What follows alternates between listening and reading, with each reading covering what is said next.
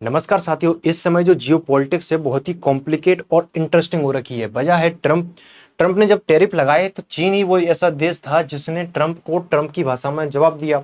उस समय चीन की बड़ी तारीफ हो रही थी कि चीन ने अमेरिका को जवाब दिया अमेरिका की भाषा में। उस समय भारतीय लोग भारत की बड़ी आलोचना कर रहे थे कि भारत को अमेरिका को जवाब देना चाहिए, ट्रंप की जो नीतियां हैं उसके खिलाफ भारत को बोलना चाहिए। उस समय भारत ने कुछ बोला नहीं। उस समय भारत ने नहीं बोला लेकिन चीन बोला। ट्रंप ने चीन को इस तरीके से अब लपेटा है कि चीन अब इतना फ्रस्ट्रेट हो गया है। चीन ने धमकी दी है उन देशों को, अगर कोई भी देश अमेरिका के साथ ट्रेड डील करता है तो उसे चीन की लाल आंखों का सामना करना पड़ेगा। चीन कितना फ्रस्ट्रेट हो गया है इससे आप समझ सकते हो। इसी बीच भारत ने क्या कर दिया, जेडी वेंस अमेरिका के उपराष्ट्रपति 4 दिवसीय भारतीय दौरे पर आते हैं और काफी लंबे समय से चर्चा चल रही थी कि भारत और अमेरिका के बीच ट्रेड डील हो सकती है। चीन की धमकी का आना और इसी बीच अमेरिका के राष्ट्रपति का भारत आना और इस बातचीत में इस चीज पर फोकस देना कि आने वाले समय में भारत और अमेरिका बहुत ही शानदार तरीके से व्यापार करने वाला है, यानी कि संकेत दिया है कि भारत और अमेरिका के बीच ट्रेड डील होने वाली है। अब इस चीज से ऑब्वियसली बात है चाइना तो चिढ़ेगा ही, और ये ऐसे समय में हुआ जब चीन ने धमकी दे रखी हो कि अगर किसी ने भी अमेरिका के साथ ट्रेड डील की तो उसे चीन के गुस्से का सामना करना पड़ेगा। ये तो एक बात हुई। दूसरी, भारत ने यहाँ पर एक और खेल दिया। क्या है वो? भारत ने यहाँ पर 12% टैक्स लगा दिया चाइनीज स्टील पर। जो चाइना से स्टील आती है भारत में उस पर भारत ने 12% टैक्स लगा दिया। कारण बताया यहाँ पर, भारत ने कहा कि हम तो अपनी जो भारतीय कंपनी डोमेस्टिक कंपनी है उनको सुरक्षित करने के लिए चाइना पर 12% टैरिफ लगा रहे हैं, क्योंकि अमेरिका ने जो टैरिफ लगाए चाइना पर 245%, उसकी वजह से अमेरिका और चाइना का व्यापार हो गया प्रभावित। इस वजह से जो चीन के पास स्टील पड़ा हुआ है, क्योंकि जो अमेरिका बेचने जाता था वो अमेरिका अब ले नहीं रहा, उसके बाद से अब चीन चाहता है कि कोई और मार्केट ढूंढे, उसके लिए उसे भारत दिखा। अब स्टील के दाम यहाँ पर सस्ते हो गए क्योंकि चाइना पर बहुत सारा माल पड़ा हुआ है।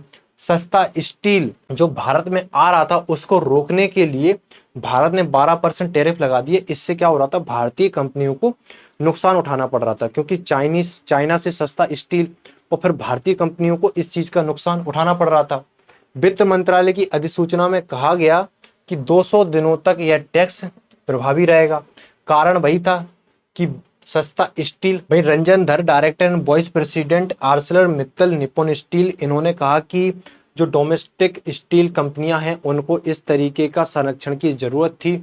और इन्होंने कहा कि पिछले कुछ महीनों में स्टील का आयात बहुत ज्यादा बढ़ा है और ये जो 12% ऐसे समय में लगाना जब टैरिफ वॉर ऑलरेडी चल रहा हो अमेरिका और चीन के बीच, ऐसे में चीन को 12% गुस्सा दिलाने के लिए काफी है। भाई मैं आपको पूरा आंकड़ा बताऊं कि भारत कितना स्टील आयात करता है और कितना स्टील निर्यात करता है। 2025 में भारत ने 9.5 मिलियन टन स्टील का आयात किया, जो कि वित्त वर्ष 2016 के बाद सबसे अधिक था।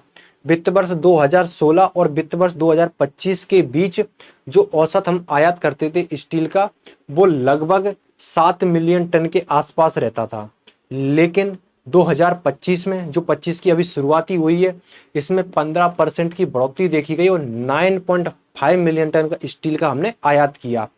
वहीं जो निर्यात करते हैं उसका औसतन था 7-8 मिलियन टन का हम निर्यात करते थे, लेकिन इसमें 35% की हमें गिरावट देखने को मिली और एक घटकर हो गया 5 मिलियन टन रह गया, जो कि वित्त वर्ष हमने 2024 में 7.5 मिलियन टन का निर्यात किया था, जो कि अब 5 मिलियन टन रह गया है। और ये स्टील आता है सबसे ज्यादा चाइना, जापान और वियतनाम से। लगभग आप चाइना लेकर चलो कि चाइना से ही सबसे ज्यादा स्टील भारत में आता है। और यही कारण दिया भारत ने कि जो सस्ता स्टील मार्केट में अभी उपलब्ध है उसकी वजह से ही भारत ने, जो भारत की घरेलू कंपनियां हैं स्टील उत्पाद करती हैं, उनको नुकसान ना हो, क्योंकि जो सस्ता स्टील भारत में आएगा उसकी वजह से भारतीय कंपनियों को इसका नुकसान उठाना पड़ेगा। इसलिए भारत ने डिसाइड किया कि हम 12% टैरिफ लगाएंगे या टैक्स लगाएंगे। इसके बाद अब चाइना का क्या रिप्लाई आता है काफ़ी देखने लायक होगा, क्योंकि चाइना जैसे को तैसा जवाब दे रहा है इस समय। वैसे भी चाइना और भारत के बीच जो ट्रेड होता है उसमें भारत ट्रेड डेफिसिट में रहता है, हम नुकसान में ही रहते हैं। तो जो हमने टैक्स लगाए हैं उसका क्या सकारात्मक प्रभाव पड़ता है या नकारात्मक प्रभाव पड़ता है वो तो समय आएगा तब पता चल जाएगा। अगर हम इंडिया के एक्सपोर्ट की बात करें कि भारत चाइना को कितना एक्सपोर्ट करता है, तो 2015 से लेकर 2022 तक के आंकड़े हैं। आप इन आंकड़ों में देख सकते हो कि हमने कितना बहुत कम एक्सपोर्ट किया है। 2022 में $17 बिलियन का हमने एक्सपोर्ट किया था। वहीं चाइना हमें कितना माल बेचता है, तो लगातार चाइना के आप देखो नंबर में आपको बढ़ोतरी देखने को मिलेगी। 2022 में चाइना ने हमें जो माल भेजा वो $118 बिलियन का रहा, जिसकी वजह से हमें जो ट्रेड डेफिसिट हुआ वो था $100 बिलियन का। वहीं क्या भारत को चीन पर और ज्यादा टैक्स लगाना चाहिए? वहीं मैं कहूंगा कि टैक्स की बजाय भारत को अपना एक्सपोर्ट बढ़ाना चाहिए। जो $17 बिलियन का 2022 में एक्सपोर्ट रहा, हमें इसको बढ़ाने पर ध्यान देना चाहिए। चाइना, अगर आपने आर्टिकल पढ़ा हो कि चाइना ने ऑफर दिया था भारत को, जो ट्रंप ने टैरिफ लगाए थे उसके बाद चाइना सभी देशों को साथ लाने की काफ़ी कोशिश की। उस चाइना ने कहा था कि हम भारत से सामान खरीदने के लिए तैयार हैं, लेकिन पता चला कि चाइना खुद ही अपना स्टील लेकर भारतीय मार्केट में घुसने की कोशिश कर रहा है। अगर चाइना हमसे सामान खरीदता भी तो पहली बात तो हम चाइना को ऐसा एक्सपेंसिव बेचते क्या, और बेचते भी तो ये 17, अगर अभी $17 बिलियन है तो ये बढ़कर $30 बिलियन तक पहुंच जाता। लेकिन चाइना का जो $118 बिलियन है, चाइना इसे 180 ले जा सकता था। वहीं जो अभी 12% का टैक्स लगाया है उसकी वजह से चीन का क्या रिएक्शन आता है वो भी देखने लायक होगा। आएगा जरूर रिएक्शन। वहीं चीन की कुछ इस सिचुएशन बनी हुई है। ट्रंप ने जो टैरिफ लगाए थे उसको भी 90 डेज के लिए होल्ड कर दिया और सभी देशों पर इसकी लिमिट कर दी 10%। लेकिन चीन ने जो पलटवार किया उसकी वजह से ये ग्राफ बढ़ता गया और 245% पर अभी रुका हुआ है। और इन दोनों के बीच अगर बातचीत हो जाती है तो ये मामला सुलझ जाएगा। अगर माहौल बिगड़ता है तो ये 245% के ऊपर जाने की भी संभावना है। इसी वजह से चीन का माल चीन में पड़ा हुआ है, चीन में बन रहा है, लेकिन बिकने नहीं जा पा रहा। अमेरिका और चीन के साथ अच्छा खासा व्यापार होता है। इसकी वजह से चीन व्यापार के लिए काफ़ी मार्केट भी तलाश रहा है, लेकिन भारत ने 12% का टैक्स लगा के स्टील को रोक दिया। उसके बाद अब चीन को ये तक धमकी देनी पड़ी कि अमेरिका के साथ कोई ट्रेड डील मत कर लेना। वहीं ये देखने लायक होगा कि चीन और अमेरिका में से अब कौन पीछे हटता है, क्योंकि दोनों ने ये चीज़ शुरू तो कर ली। अब दोनों में से जो पीछे हटेगा अंतर्राष्ट्रीय स्तर पर उसकी साख को काफ़ी नुकसान होगा। मुझे ऐसा लगता है कि किसी दिन ट्रंप के मूड में आएगा, वो कहेंगे कि चलो चीन पर भी टैरिफ को मैं होल्ड करता हूँ। ऐसा हो इससे पहले भारत के पास मौका है बोइंग जेट को लेने का, क्योंकि चाइना ने टैरिफ वॉर की वजह से जो अमेरिकी कंपनी है बोइंग, उसके जेट की डिलीवरी लेने से मना कर दिया। और यहाँ पर टाटा ग्रुप, एयर इंडिया अपनी तरफ से प्रयास कर रहा है कि बोइंग जेट उसे मिल जाए, क्योंकि चाइना ने यहाँ पर डिलीवरी लेने से मना कर दिया। हो सकता है कि जो जेट की चाइना ने डिलीवरी लेने से मना किया है वो एयर इंडिया को मिल जाए। अगर ऐसा होता है तो ट्रेड वॉर का भारत को काफ़ी फायदा हो जाएगा। आप सब देख रहे होंगे कि ट्रेड वॉर चल रहा है, चाइना अमेरिका एक दूसरे में उलझे हुए हैं, लेकिन चाइना का यहाँ पर एक कारनामा देखो आप।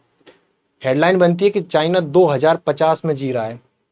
चाइना ने 10G ब्रॉडबैंड, जो अपने यहाँ 5G चल रहा है, चाइना ने अपना 10G नेटवर्क लॉन्च कर दिया, जो कि हुआवे और चाइना यूनिकॉम कंपनी है, दोनों ने मिलकर इस 10G को लॉन्च कर दिया चाइना में, जिसकी स्पीड अगर 4K वीडियो है जो कि 20 GB की है तो केवल 20 सेकेंड में ये वीडियो को डाउनलोड कर दे देगा। इतना हाई स्पीड नेटवर्क है।